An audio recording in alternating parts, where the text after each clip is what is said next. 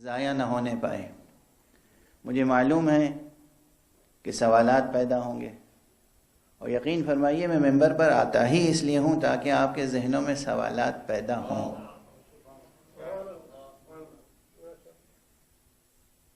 اگر کسی مجلس کے بعد ذہن میں کوئی سوال پیدا نہ ہو تو وہ مجلس ہی کیا ہوئی؟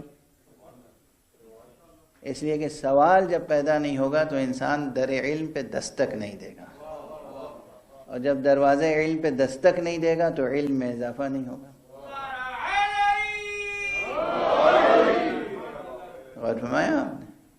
ہمیشہ یہ بات پہلے کہیں عرض کر چکا ہوں، مثال کے طور پر جوانوں نوجوانوں کے لیے پھر دہرا دوں کہ یہ جو ذہنوں میں آپ کے ہمارے سوالات پیدا ہوتے ہیں، تو سوالات کہیں آپ بازار سے خریدنے جاتے ہیں کیا؟ کہیں بکتے ہیں سوالات؟ کہیں ملتے ہیں سوالات؟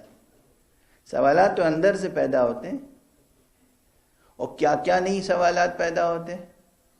اللہ کے خلاف، رسول کے خلاف، دین کے خلاف، ہر طرح کے سوالات پیدا ہوتے ہیں،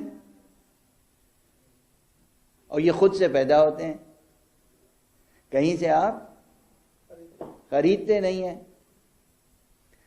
تو یہ پیدا ہی کیوں ہوتے ہیں؟ اس کے دو بس نکات کی طرف اشارہ کر کے آگے بڑھ جاؤں۔ ایک تو یاد رکھیے، بنایا ہے ہمیں اور ہماری فطرت کو اور ہمارے ذہن کو اور ہماری عقل کو کس نے؟ خود اللہ نے۔ اس نے ایسی عقل اور ایسا ذہن بنایا کیوں جس میں خود اسی کے خلاف بھی سوالات پیدا ہوں؟ یہ کیفیت ہماری بتاتی ہے کہ وہ خدا بہت بڑا قادر و مختار ہے، اور اس نے اپنی خدائی کو جبرن نہیں منوایا ہے۔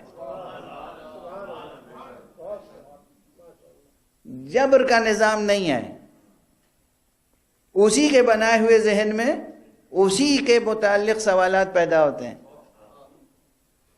اور فرما رہے ہیں آپ؟ اچھا، پیدا کیوں ہوتے ہیں؟ پیدا اسی لیے ہوتے ہیں کہ آپ کی عقل اور آپ کے ذہن کو اور آپ کی معنوی اور باطنی اور اصلی شخصیت کو پروان چڑھانے کے لیے کسی نہ کسی غذا کی ضرورت ہے۔ جس طرح اس جسم کو جب غذا کی ضرورت ہوتی ہے تو بھوک لگتی ہے، اسی طرح جب روح کو علم کی غذا کی ضرورت ہوتی ہے تو سوال پیدا ہوتے ہیں۔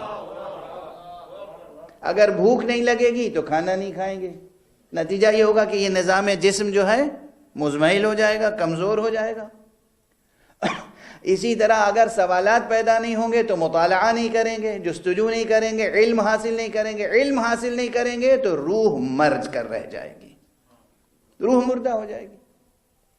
اس لیے روح کو زندہ رکھنے کے لیے سوالات کو پیدا کیا، اور سوالات کا جواب دینے کے لیے باب شہر علم اور شہر علم کو پیدا کیا۔